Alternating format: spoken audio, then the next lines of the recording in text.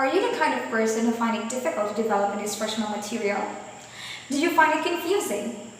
Or are you the kind of person who step back because you are quite unsure in developing your instructional material? Worries no more, for I am here to give you some tips in developing an effective instructional material. But before that, hit the like button and please subscribe to my channel if you're new so that the new updates you will be notified. Good day, this is Mitch, your favorite tutor of today. And today I'm going to give you 11 tips in developing an effective instructional material. First tip, choose your learning resources. This learning resources comes with two types. The first type is a print. Prints examples for that are books, textbooks, charts, posters, and many more. The second type is a non-print. This refers to the resources or the materials which was produced through computers. The second tip is choose your model of instructional material. This model serves as a building blocks, as a foundation, and a guidelines through the step-by-step process in the development of your instructional materials. An example for the models of IM is first, we have ADDIE model. ADDIE stands for Analyze, Design, Develop, Implement, and Evaluate. This focuses on the development and the needs of developing the learning objectives so as learning outcomes for making a more personalized e-learning resources. The second model is the SAM model. This is a free model, for it allows the instructional designer to make changes from small steps to multiple iterations. The next model is the 5Es model. This refers to engage, explore, explain, elaborate, and evaluate.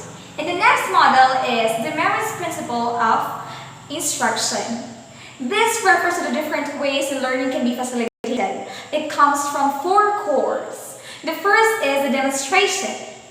The next is the evaluation of the previous knowledge. And the next is the application. And the last but not the least is the integration into the real world.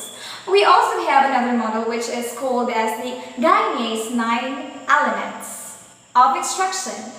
We also have Azure model.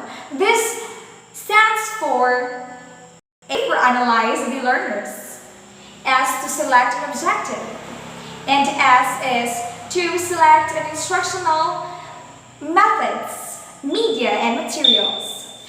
U stands for utilization of these materials and media, and R, it is to require the learner's participation, and last is the evaluation or the revision. And those are the examples of the models of instructional materials. The third tip is use your learning instructional materials. Before we're using visual aids, but now in our modern times, we have different learning materials, and some of that are those customized PowerPoints. An example for that are those virtual museum. We also have self-playing programs or PowerPoints. We also have game-based PowerPoints. We also have podcasts. This refers to the recording of the discussion, the recording of the discussion in a specific topic. We also have e-learning resources or e-learning platforms. This refers to the interactive online services through the trainers, the learners, and others.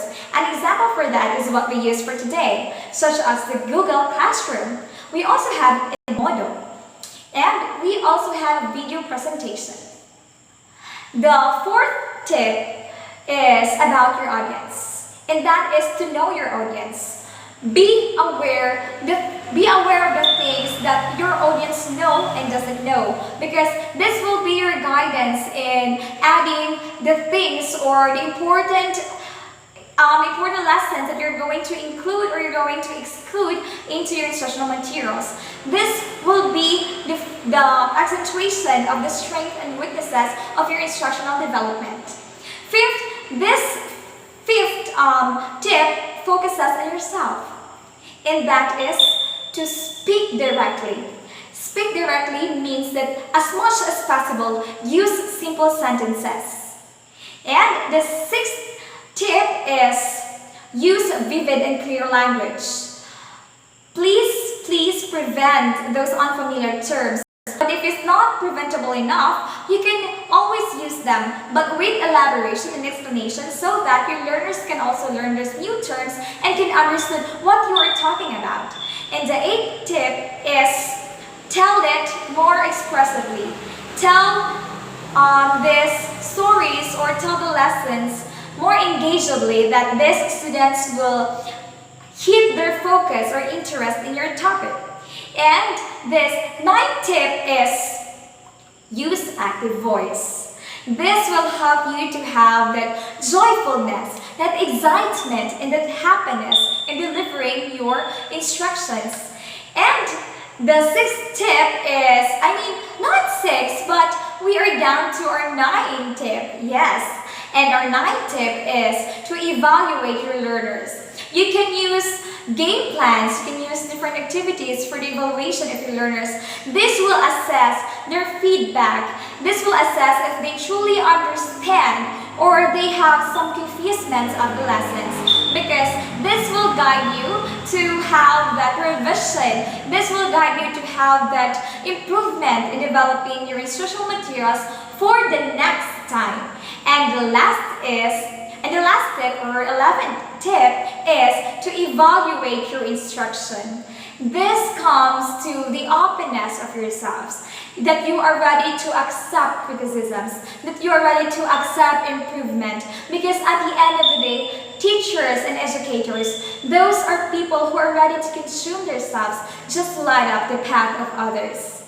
And the last tip, which was embedded into our 11th tip, is speak through your heart, through your mind, and through your soul. Because all these 11 tips will come harmoniously if this tip will be inculcated and will be practiced along the way. And that would be our tip in developing an effective instructional materials. Thank you for listening and have a great day.